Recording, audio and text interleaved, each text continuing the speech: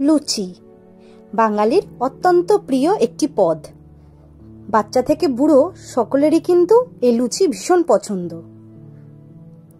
আর তার মধ্যে এটা আবার ফুলকো ফুলকো লুচি, আর তার সাথে যদি হয় ছোলার ডাল, তাহলে তো একদম ব্যাপারটা জমে ক্ষীর, তাই না? তাই সবাইকে অনুরোধ রইল ভিডিওটা প্রথম থেকে শেষ পর্যন্ত দেখার। এই রেসিপিটি শুরু করার আগে বলে রাখি, শাশুড়ির হাতে রকমারি রান্নায় আপনাদের সবাইকে স্বাগত। তো চলুন, প্রথমে গ্যাস অন করে কড়াই বসিয়ে দিয়েছি। আজ রান্না করতে করতেই আপনাদের উপকরণগুলো দেখিয়ে দেব। একটা ডিম ফাটিয়ে অমলেট বানিয়ে নিচ্ছি।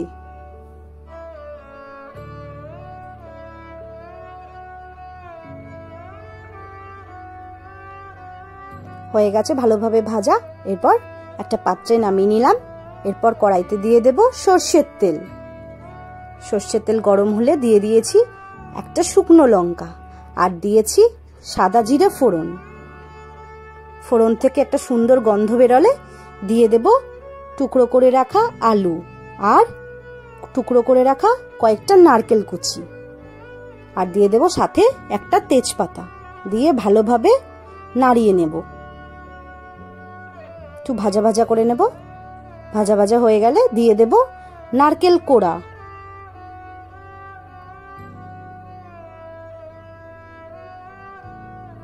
নারকেল কোড়াটা আলুর সাথে মিশিয়ে নিয়েছি।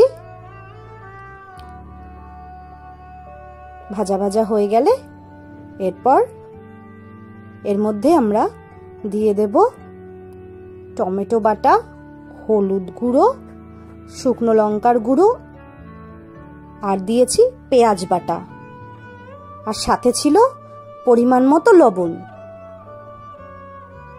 এবার মশলাটা কষা কষা হলে দিয়ে দেব কয়েকটা কাজু বাদাম। ভালোভাবে কষিয়ে নিচ্ছি। এরপর দিয়ে দেব অমলেটটাকে না কুচি কুচি করে কেটে রেখেছিলাম, আর দিয়ে দেব পরিমাণ মতো চিনি। ছোলার ডালে না একটু বেশি চিনি দিলে ভালো লাগে খেতে। ছোলার ডালটা সবসময় একটু মিষ্টি মিষ্টি বেশি ভালো লাগে খেতে। এরপর কিছুটা সময়ের জন্য ঢেকে দিয়েছিলাম। কিছুটা পরে ঢাকা খুলে ভালোভাবে নাড়িয়ে চাড়িয়ে নিয়েছি। দেখে নেব আলুগুলো সেদ্ধ হলো কিনা। আলুটা আরেকটা সেদ্ধ হবে, ওর জন্য আবার ঢেকে দিয়েছিলাম।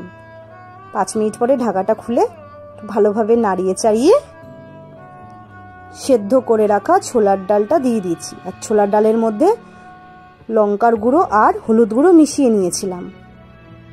আর ছোলার ডালটা কিন্তু লবণ দিয়ে একটু সেদ্ধ করে নিয়েছিলাম।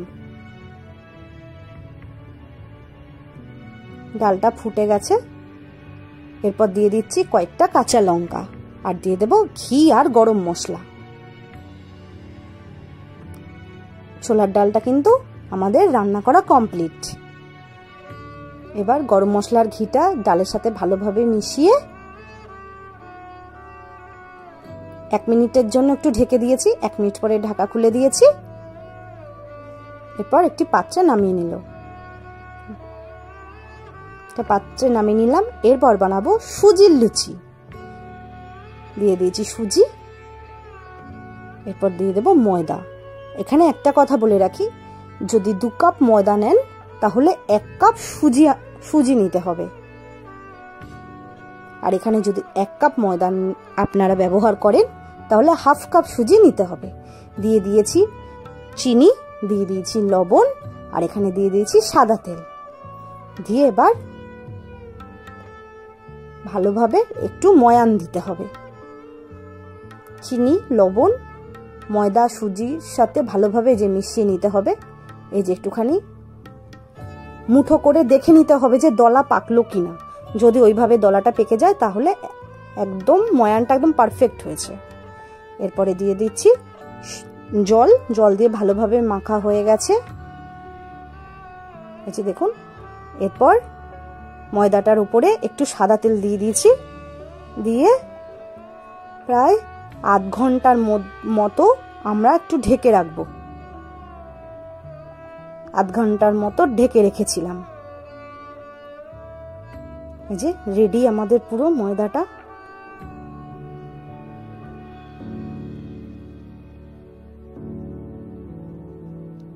এরপর এই যে ছোট ছোট করে লুচি বানানোর জন্য লেচি কেটে নিচ্ছি,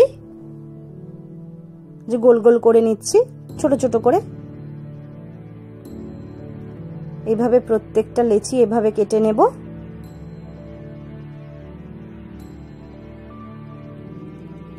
এরপর গ্যাস অন করে কড়াই ধরিয়ে দিয়েছি, দিয়ে দিয়েছি সাদা তেল।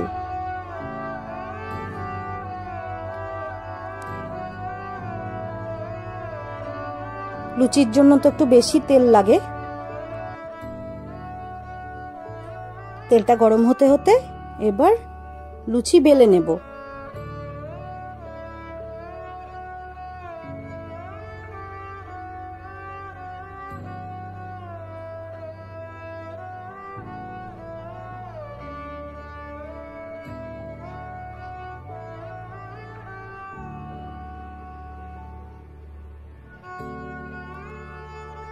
যে লুচি বেলাটা পুরো কমপ্লিট আমাদের, দেখুন পুরো একদম গোল হয়েছে বেলাটা।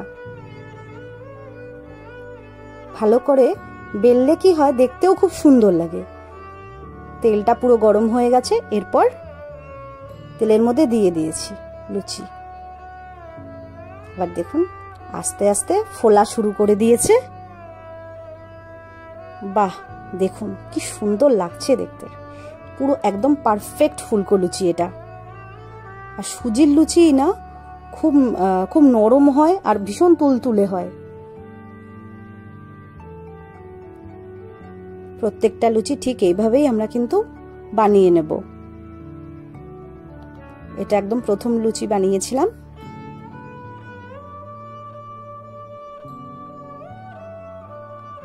দেখুন প্রথমটাই কত সুন্দর হয়েছে দেখতে, পুরো গোল আর একদম ফোলা। এটাই কিন্তু আসল ফুলকো লুচি। এরপরেরটা আবার দিয়ে দিয়েছি কড়াইতে, তেলের মধ্যে একদম টকবক করে ফুটছে। এবার একদম ফুলে ফেপে উঠবে লুচিটা।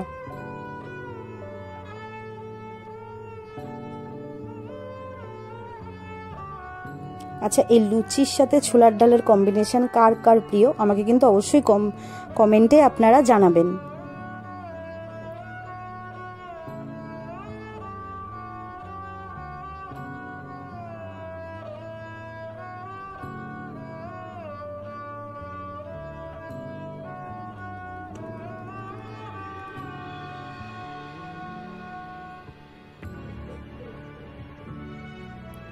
দেখুন পুরো একদম ফুলকো লুচি। এইভাবে প্রত্যেকটা লুচি এমনভাবে ভেজে নিয়েছি,